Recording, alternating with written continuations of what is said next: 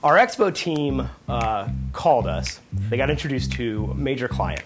It was Harvard University. In a nutshell, the main words out of their mouth were, this is a big one and it cannot fail.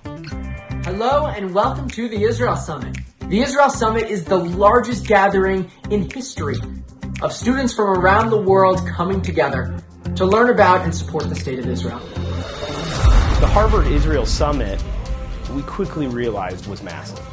And this was a top-to-bottom project that required everything from the first start of an event website, creative, content, pre-records, management, editing, producing, finalizing. People need to understand how much goes into pre-production of something like this. This was a month of interviews and pre-records, all virtually.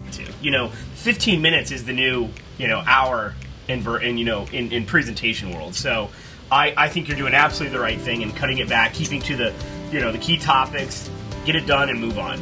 So we had an interview in one completely different country, and then our interviewee in a completely different country, all coming back here. We can hear you great, Daniel. My name's George. I'm your producer.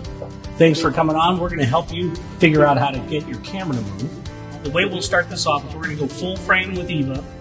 And then once Eva introduces you, Daniel, then we'll come to a two-shot of both of you on screen. And then when you start talking, we'll go to a single shot of you. And then once you finish whatever that answer is, then we'll go on to that next, we'll go to a two-shot. This is where everybody in virtual needs to understand that broadcast is not entirely, by any means, live. This was a live show, but not live. It was pre-produced, pre-recorded. We took our segments and cut them down to 15 minutes. When we went live, we had a full team in that was monitoring not only the live to the platform, but that monitored it live to all the social media aspects. And then we had teams that were just watching for comments and to make sure that everything was being relayed, properly. You grew up in Israel, studied at Harvard, worked at Google before becoming the CEO of Waze. Can you tell us a bit about your story? And we went ahead and built this product that was driven by a community, built by a community, became global. And we never let the conventional wisdom of you can only do things this way get anywhere in the way of our plans to roll things out from there onward.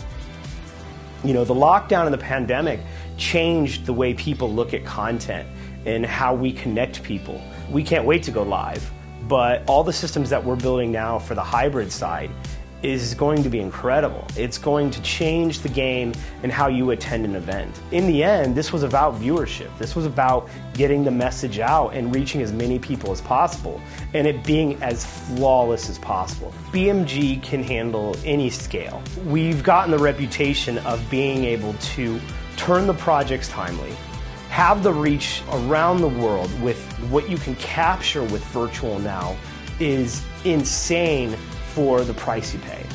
But you would have never have had this many people be able to come in, record and shoot in the time frame, go live and reach this amount of people. You just would not have been able to do it without this type of platform and really having BMG behind you. And again, we were so lucky to have them as a client and can't wait for the next one.